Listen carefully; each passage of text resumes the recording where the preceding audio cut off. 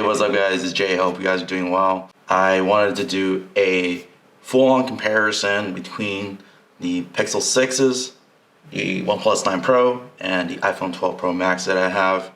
I hope you guys can support me.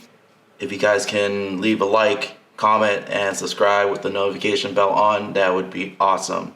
Alright, so talking about the form factors, obviously the Pixel 6 is the smallest at 6.4 inches, 90 hertz display, flat panel, everything like that. It's pretty, it's pretty small, relatively speaking. The rest of these phones are all gigantic beasts, 6.7 all across the board. With the Pixel 6 Pro slightly bigger, it's like 6.71, but you're really not going to notice the difference. So let's talk a little bit more about the Pixel 6. So the Pixel 6 is a $599 entry device. It has the same sensor as the Pro for the camera and the CPU, so performance is pretty much almost the same. There's a little bit of difference in gaming. If you want to check that out below. I'll link it below the like button there.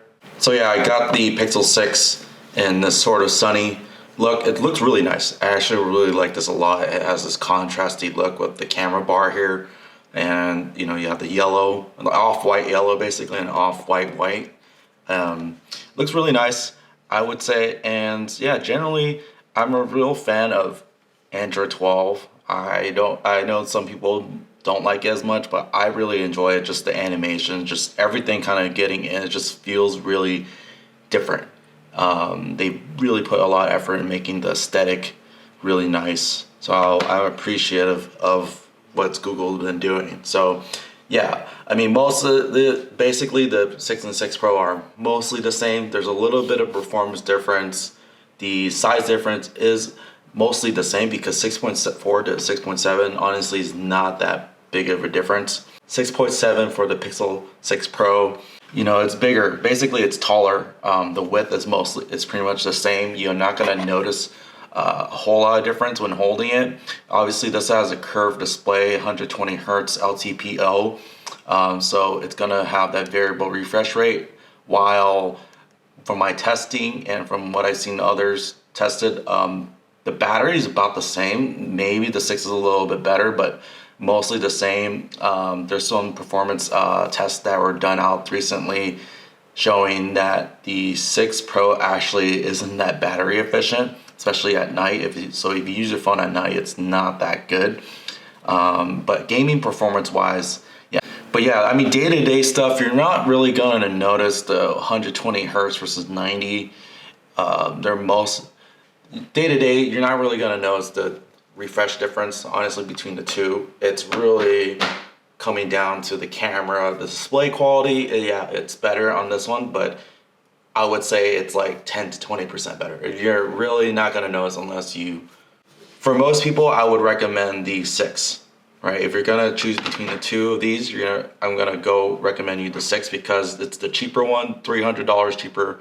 If you don't need the millimeter wave, then go for this. If you don't need the 4x telephoto camera, go for this, right? If you want the best everything, all the bells and whistles that you can get from a phone, then get the 6 Pro, right?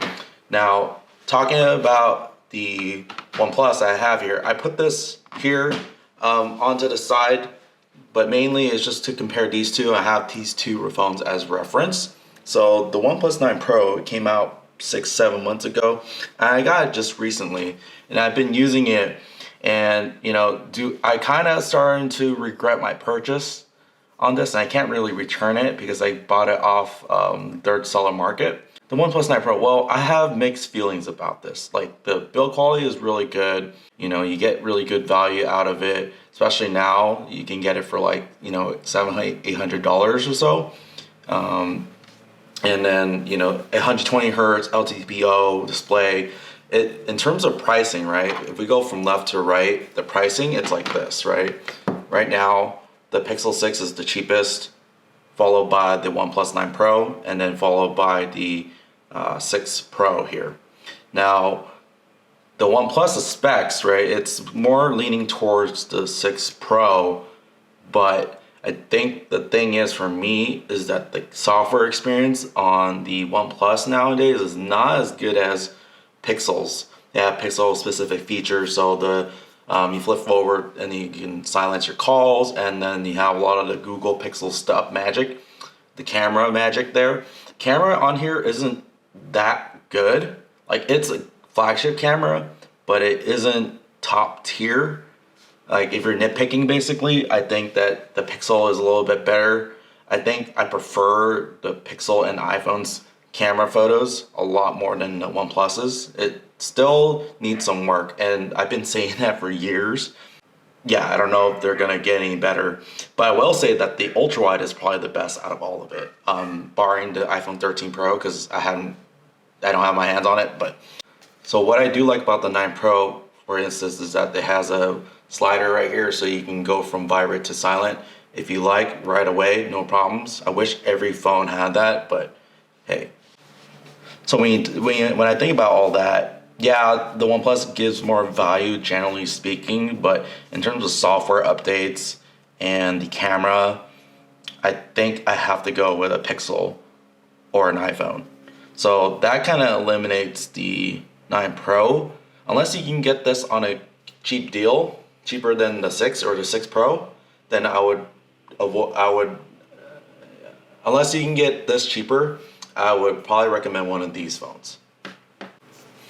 All right, so now that I kind of eliminated the 9 Pro out of the competition for the most part, let's talk about the iPhone. So I haven't really talked about it up until now. Now the iPhone, I played around with the 13 mini. You guys can see that I'll put that down below. So I played around with the 13 mini. I played around with this one, and then the 13 Pro as well. And I can say that, it's still an iPhone, right? You're not gonna see anything different. You already kind of know what to expect. So there's no kind of guessing versus the Pixel 6. It's kind of all new. This is the first time they're doing their in-house design chip, which is really not in-house, but hey, yeah. So you kind of know what to expect with the iPhone here. You get a mute switch. It's pretty wide. So I'm not a huge fan of the fact that the phone's so wide, but it does, it's not as tall as the 6 Pro. You see there's a little bit of a difference, but it's quite a bit wider for me. Even though I have bigger than average hands, it's still wider for me. So that's saying something. I really like the cameras. The cameras are probably the best overall. I think that I still prefer the Pixel look a little bit better. In terms of like video quality though, like if I wanted to take a photo and video and have more control in editing it, I would probably prefer the iPhone because of the software support from Filmic, for example. I use that quite a bit for my B-roll stuff when I'm traveling or making videos like this. I would bring up Filmic Pro, record and log, edit it, and post. It's easier, but it is a pain to bring it over, but that's a different issue. Versus the Pixel, like, I can't see myself using it for B-roll, for serious footage. I could probably do it for, some casual stuff, Instagram sharing, social media stuff. This is great for that. If you're serious about it, I would probably go with the iPhone because you have more options and you're allowed to color grade a little bit better versus the Pro. I don't really think you can, I don't know. I'm not really too confident in it right now, let's say. So the other thing about the camera systems between the three here is that the iPhone, when you switch between the different lenses, it's very consistent. The color adjustments they've made to the lenses makes it so that when you're switching between it all, it's very consistent.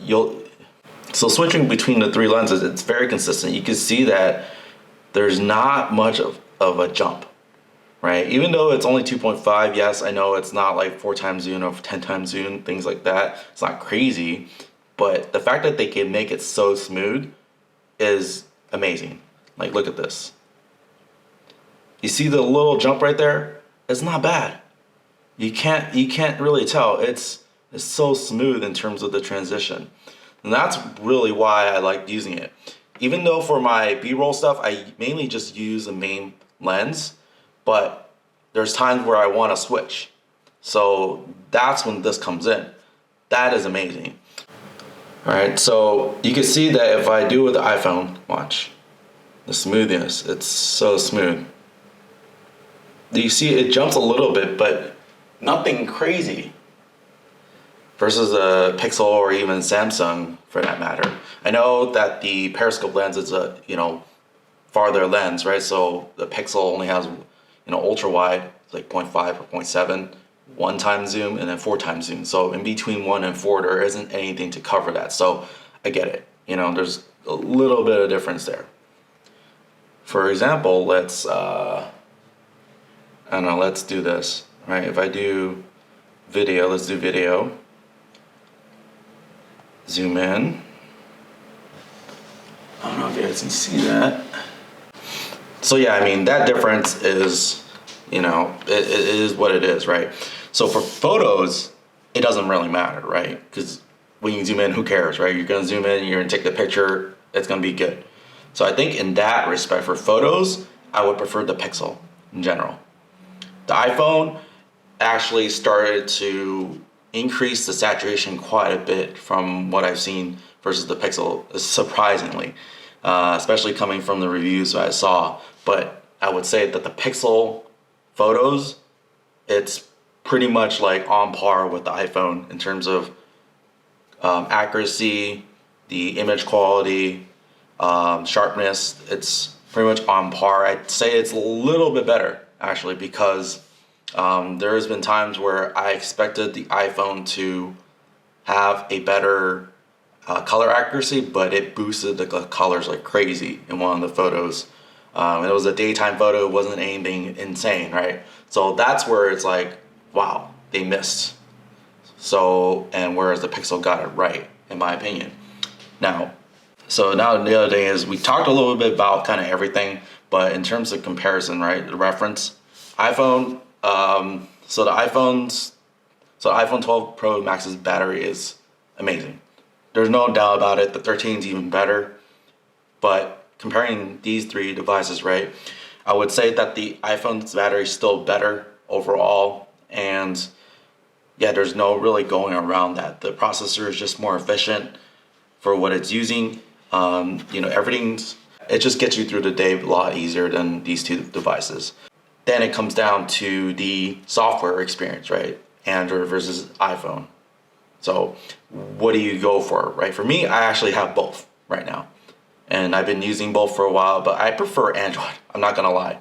Even though there's some little bit of a jank here and there, specifically like with password manager. So I use Bitwarden, for example. And when I enter in my passwords, it doesn't always autofill correctly for a lot of apps. There's a lot of variation still within Android, so fragmentation is still here to stay for a while. Versus iPhone, everything's very tight knit and integrated. But as a result, you don't get different apps. You can't have many choices, right? So iPhone, like, I have to use Maps as my default. Like, I have to kind of go out of the way to use Google Maps, which I prefer. They started to change. Apple starting to change a little bit. They allow you to set your default browser and your mail, but that's it. Like, why not allow it for everything? All your main apps, messaging app, whatnot. They're not going to let you do that, right? You have to use iMessage here.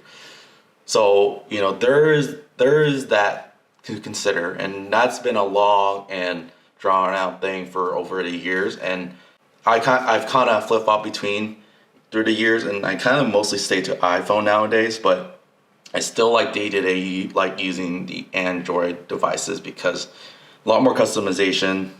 You can see that I have my own setup, whatever I like, and then my wallpaper changes on demand and it's timed. So it's really nice in that aspect. But the iPhone, you can't really do that. There's still restrictions and everything. So that's where it's kind of like, yeah, I prefer Android experience in general. Don't get me wrong though, the iPhone, it's a very smooth experience, right? Apple Pay, Face ID, all of that is very integrated. It's very, very nice to use if you're in the ecosystem. So I have an Apple Watch too. It just makes everything very seamless. So yeah, let's talk about charging. So I threw out the OnePlus without talking about its fast charger. And the reason why I kind of skipped over it was because, yes, it has a 65-watt charger that comes included, which none of these other phones have. The problem is that it's proprietary, so you have to bring it with you if you want to get that speed, right? And then the charger itself, it's a pretty big brick, and the plug doesn't actually fold at all, which I'm very confused. They've had years to kind of add a little bit of extra bulk, which I don't mind if they can make it fold, because now you got this little plug sticking out. So yeah, I mean, that's kind of why I put it out, because it's like you have to bring it with you. So if you're traveling, you have to bring it, right? Versus if I'm traveling with any of these other phones, they all use PD standards. So I can just bring any brick that I want. I can bring my Switch, I bring my laptop, I use the one brick that I bring for those devices and use it for these guys. So it's a lot less stuff to bring. So all three of these support 30-watt charging, I believe. I think this is like 27 or something, but it's pretty much the same. You get half an hour, so you get 50% battery. So you get 50% battery in about 30 minutes of charging if you charge from zero. So yeah, no problems there. I mean, it's not amazing, but hey, it's a lot better than before, I will say. And then let's talk about some of the extras, right? So they all have reverse wireless charging, so that's really nice, especially on a regular Pixel. This is $599, guys, and it has pretty much everything these guys have, right? Except for a few things. That's why the Pixel 6 is a very compelling device. Like it's so cheap, guys. So yeah, let's talk about extras, right? So the iPhone has the MagSafe system. It's pretty nice. It's kind of unnecessary, but it is very convenient. You can just slap a magnet on the back, slap, whatever. You can slap this wallet I have here from Moth. You can slap it on the back, no problem. You can slap a charger. Boom, right? So yeah, I mean, it's kind of nice, right? The Pixel doesn't really have that. So for me, it's kind of like, okay, well, that's why I ended up choosing using both, for that reason, so I can get the best of both worlds. Now, I realized that I'm not everyone. I'm probably one of the very few people that will carry two phones with me all the time, and these are two big phones too. So if I had to make a choice, though, I would probably still pick the iPhone. If I only had to pick one device, right, of the two, so these are considered one right now. But if I had to pick one device, I have to pick the iPhone, just because the tight integration is just unmatched still. It sucks, and I thought Android 12 would increase that kind of integration, which it has. It's just not all the way there yet with iPhone. So I will say that, yeah, for that integration, the camera, the performance, the battery, so they're very important to me. I would probably go with the iPhone if I had to only choose one, but hey, I get a choice, so I can choose two. So let's talk about which two I would pick. For me, I would probably pick the 6 Pro, just because I want everything. I want the best everything that Google can offer. This is probably the best buy. Like, hands down, this is most likely the phone of the year for me. Even though I would pick the 6 Pro, this is the hands down best phone of the year, best price, just best specs. Wireless charging, I mean, 90 hertz display, Google software, you get the main sensors the same, the processor is the same. It's a little bit less RAM, but I haven't really noticed the difference, I'm not gonna lie. So I mean, between the three, right? Like, the Pixel 6 is pretty much a no-brainer in terms of price. Like, for what you get, it is insane value.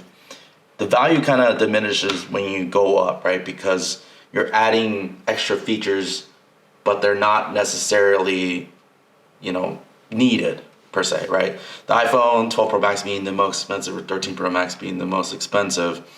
Yeah, it's really hard to compare. Like, in terms of, like, this is less value. These are less value. But in terms of these two, this is the least amount of value, because you pay the most, right?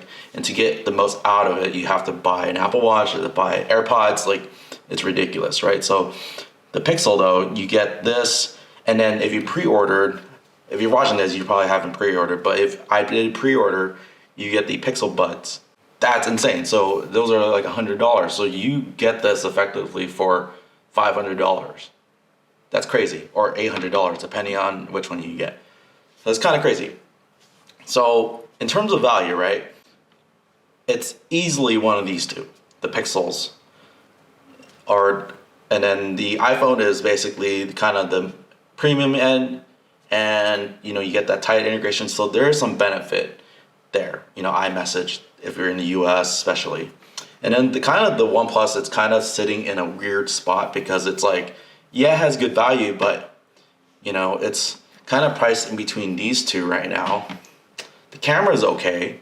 It's nothing really stands out about it except for the charging. And it has a better build quality, but I'm fine with the lesser build qualities on these ones because it's fine. It's not like, basically it doesn't add that much value to me in terms of functionality. Yeah, it looks nicer. Like this is where it's kind of like the iPhone's kind of like the OnePlus in the sense that it does everything well. The software is really tightly integrated. But the OnePlus's software is not that tightly integrated in my opinion because it's a skin on top of Android, and kind of Google does it better. It's like why would I get the OnePlus unless it was very cheap, which I got it for is like $700. But yeah, so overall, it really comes down to just what you need, right? And I think for most people, what they need is probably this. It's the cheaper value phone. It's pretty much on par with the iPhone. Yeah, there's some performance. It's better. This is better performing than these ones. Even this one, this is last year, right? This is way better performing than this one in general. There's some throttling problems on this, but there's throttling problems on these too. There isn't throttling problems on the OnePlus, but it doesn't really stand out. And I don't really game on my phone, but a lot of people do. A lot of people game on their phone. So in terms of gaming, right? Like, I would probably go for the iPhone or the OnePlus. If you're purely looking for a game phone. If you're just looking for a overall general use phone, you maybe game sometimes, you take photos and stuff, this is the one to get, right? If you game a lot more, you take photos more seriously, videos more seriously, get one of these two. If you can get insane value somehow on this device, then get this one. This is probably the one I would recommend most out of all the phones here. I hope you guys enjoyed this comparison. It takes time to make these videos, so I hope you guys can give me a like, subscribe, and comment on this video. But yeah, with that, I'll see you guys next time. Peace.